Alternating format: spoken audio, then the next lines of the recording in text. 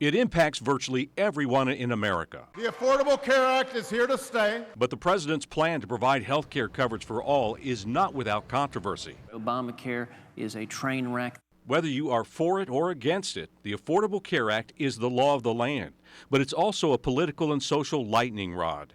We discuss it in this special town hall meeting, Your Voice, Your Future. Hello and welcome to our special town hall meeting on one of the most hotly debated issues of our generation, the Affordable Care Act. Now, supporters say it helps keep health care costs down and provides coverage not available under previous policies, such as pre-existing conditions. But opponents say fewer people will be able to afford health care, and the delays in implementing the law are a sign that it is beyond repair. Now, to help you better understand the Affordable Care Act and its impact on all of us, we have brought together experts on all sides of this issue. It's Your Voice, Your Future, and our moderator, Mark Hyman, is standing by live now at the Western North Carolina Ag Center to start our program for us. Mark? Welcome to the WNC Ag Center. Good evening. I'm Mark Hyman, host of Behind the Headlines, and the moderator of the Your Voice, Your Future Town Hall. Tonight's topic, the Patient Protection and Affordable Care Act in North Carolina. Now, in October, registration started with the healthcare exchanges, and not without a lot of controversy. We're going to talk about those exchanges and a whole lot more tonight. Now, we've got a packed audience here, anxious to get started. We also have a great panel of experts who have a lot of issues they're going to address. They're going to debate the topic and answer as many questions as possible.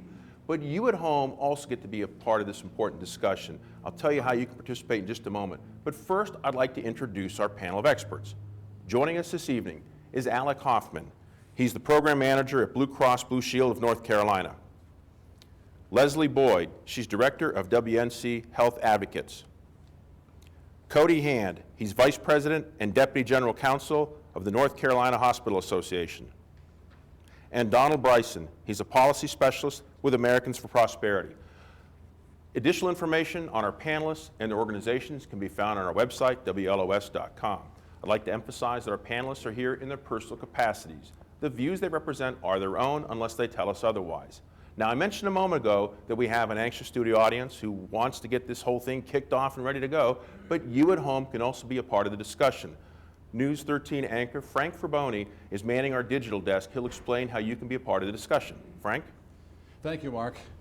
Folks at home can get involved by going to our facebook.com/News13 site and giving us their comments and questions. You can also do that at Twitter at WLOS_13. We also have a hashtag where you can get involved with the discussion. That's hashtag WLOS Town Hall. Now, we've been collecting comments and questions and feedback from the public for weeks now leading up to tonight's town hall. We have some of those questions for you. We're going to share them with you throughout the broadcast, but certainly we want to invite you to be a part of this conversation in this town hall meeting. So please send us your questions and your comments through Facebook and Twitter, and we'll be looking for those, and we'll be sharing them with our audience and with Mark, and of course with our panelists who will try to answer all of your questions. So we look forward to that from our viewers at home.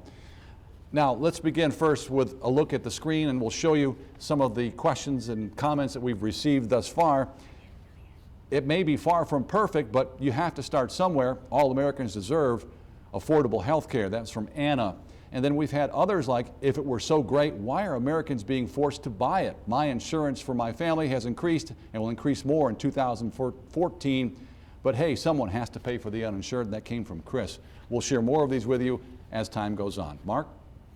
Thanks, Frank. Now, this is a town hall. It's all about getting questions asked and answered. And tonight we're going to start off with the very first question from me, the moderator, not to our panel, but to our audience.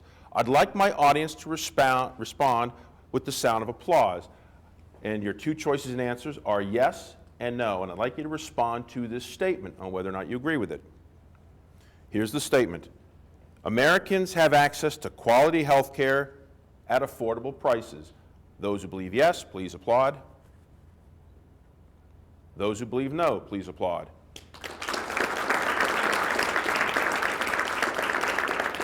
I want to put the same question to our panel of experts, and if you could just raise your hand.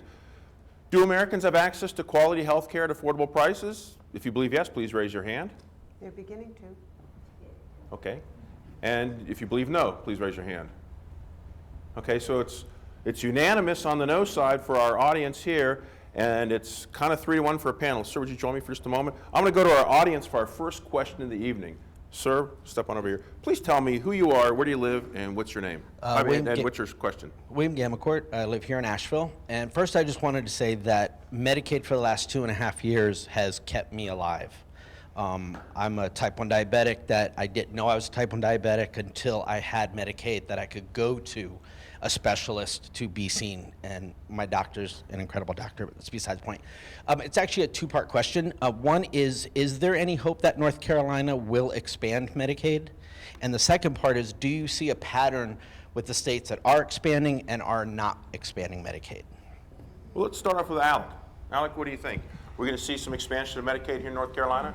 That's a political question. Hopefully it does. It leaves a very big hole in the law the way it is right now, that it did not expand Medicaid as originally planned.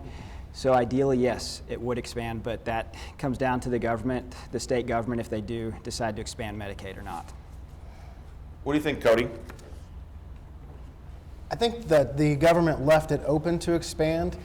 Everybody knows that Medicaid in North Carolina has been plagued with quite a few difficulties. And so I think the state wants to get what they've got fixed before they consider getting some more money put into it. Leslie, you're shaking your head? I think that when Medicaid first came about, only 6 states opted in. Eventually, every state did. And I really feel that that's what's going to happen with Medicaid expansion. The states are going to see that it's important to do this for the people who live there. Okay, we're going to right back to the audience for another question. And this gentleman's going to join me in just a moment. Step on over here, sir. Please tell us who you are, where do you live, and what's your question? My name is Roy Jensen. I live in Fletcher, and my question is, recently I was forced into retirement. I just turned 62, so therefore I have no insurance. Now, I took the time and the effort to be kicked off of the Affordable Care Act numerous times in the months of November and December. Finally, on December the 30th, I finally got through and got my insurance. However, now I'm being told that the insurance that I'm going to be paying is predicated on whether the young people will apply for insurance by March. Now, I took the time and the effort to get my insurance. Please do not penalize me for what those younger people have not done. That is my question. So your expectation is there was a certain, Well, your fee, you're going to pay a premium, I'm paying a premium, and then it may exactly. change because of the lack of participation by young, healthy people. Exactly. What do you think, Donald? I think that that's a problem with the Affordable Care Act in general, is that it does, the financing of the affordable healthcare plans for our senior citizens is predicated on younger, healthy people buying into the health insurance program. But studies are showing that a lot of them are choosing to just simply not buy the insurance because it's simply more affordable to pay the tax penalty when they file their taxes next year than it is to buy the high health insurance premiums under the Affordable Care Act. If they continue to increase it, I have to drop it. I cannot afford it. I cannot afford to keep me and my wife going. So I'll just pay the penalty. Okay? Leslie, is there perhaps a fix that would help this gentleman if they don't have the young, healthy people to participate? How can he continue on if the premiums go up? Well, I think the premium is never going to exceed a certain percentage of your income, number one. And number two, young people are signing up. They're signing up in greater numbers than were expected.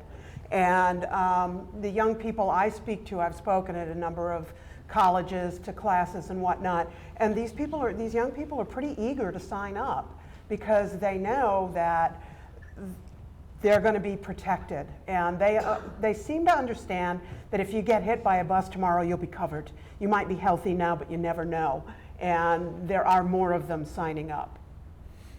You know, Alec, just a quick follow-up on this. Since the legislation allows young people up to age 26 to stay on their parents' health care plan, isn't that kind of, well, an obstacle they've created to get the young people to go on the health care plans because they can stay on their parents' insurance? Well, the goal is to get everyone insured. If you can get everyone insured, it reduces the number of people that go in for services that can't afford them because of the cost of the services. So the idea with the insurance, if everyone gets insured, it pools the risk among the larger portion. Now, keeping someone on their parents' policy or on their own, as long as they're insured, that should help balance out the cost in the long run.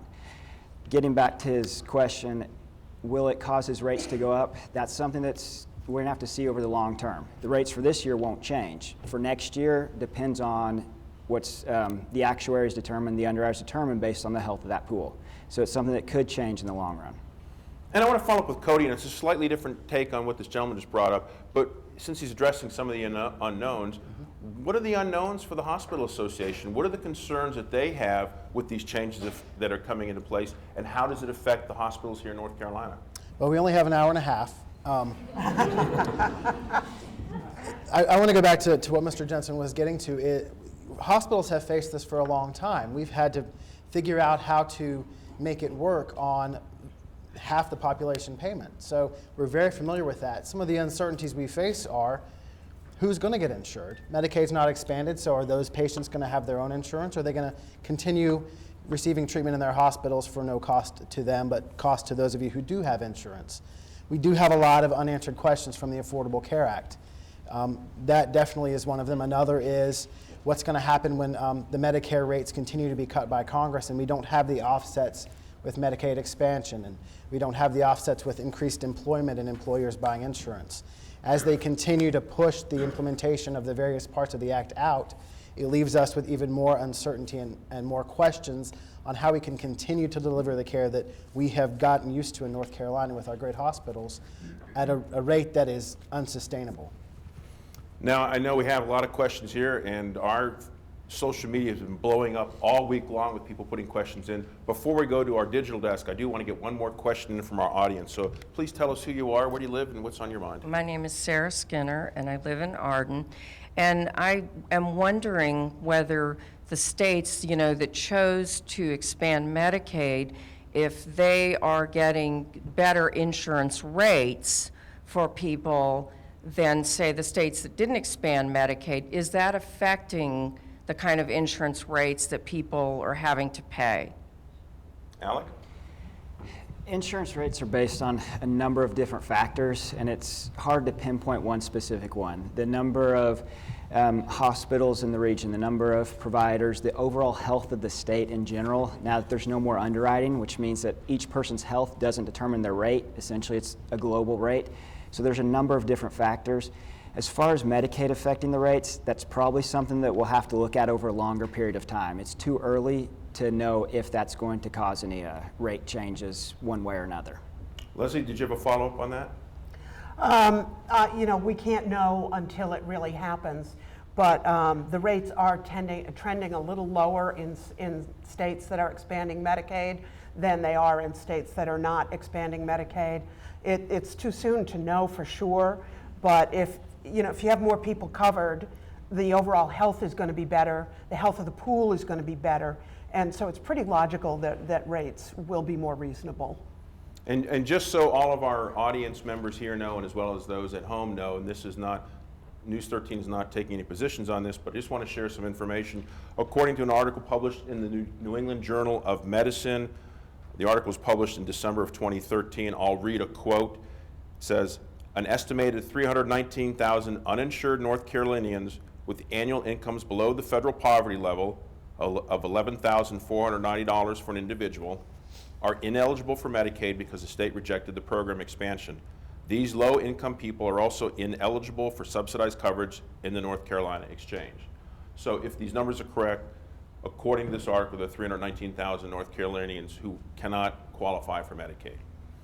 And you want to follow up, Donald? Yeah, I do want to follow up. She's right in that the insurance rates will adjust to whatever Medicaid is going to do in North Carolina over time. But we do know that the state of Oregon expanded Medicaid in 2008 to the levels that are now coming out under the Affordable Care Act. And a study that came out this past month from Harvard said that people who came in under the Medicaid expansion in Oregon were 40% more likely to opt for emergency care. Now, the idea of Medicaid is to provide preventive care, so people are not opting for the more expensive emergency care. Well, they're 40% more likely to opt for the more expensive care, which is emergency care. My guess would be that would increase insurance rates across the state if such a thing happened in North Carolina, and it's probably going to happen in Oregon. Yes, thank you very much. Well, I know a lot of folks at home want to be a part of this important discussion, so let's go to our digital desk. Frank, what do you have for us? Mark, the Facebook page has been blowing up. We've just taken a snap poll and we have the results. This is to that question you asked at the beginning of the program. Do you agree with this statement? Americans have access to quality health care at affordable prices. And according to our this is a non-scientific snap poll of those people who responded. 54 said no and 1 said yes. And I'll read to you just some of the comments that they posted along with those answers to the poll. Terry writes, less so with Obamacare. Pat says, not under the ACA. And we have a lot of no's listed here. Here's not with Obamacare from Sharon K. Cloud. And the strong survive from Damien.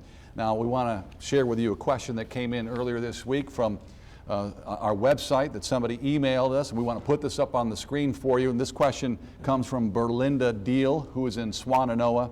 And she writes, why are federal employees in Congress exempt from this insurance coverage? Is it not good enough for them? Mark?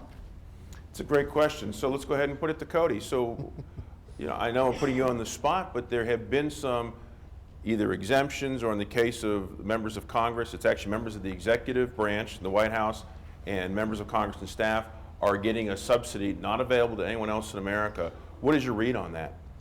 My read is that Congress gets a lot of subsidies not available for the rest of America. And we're not sure why that happened. I do know that they now have to go on what's called the DC exchange. I know that they're not happy with it, and they realize that they're experiencing just a little bit of what the rest of America is experiencing because of them. Leslie, any follow-up on that? I think ditto.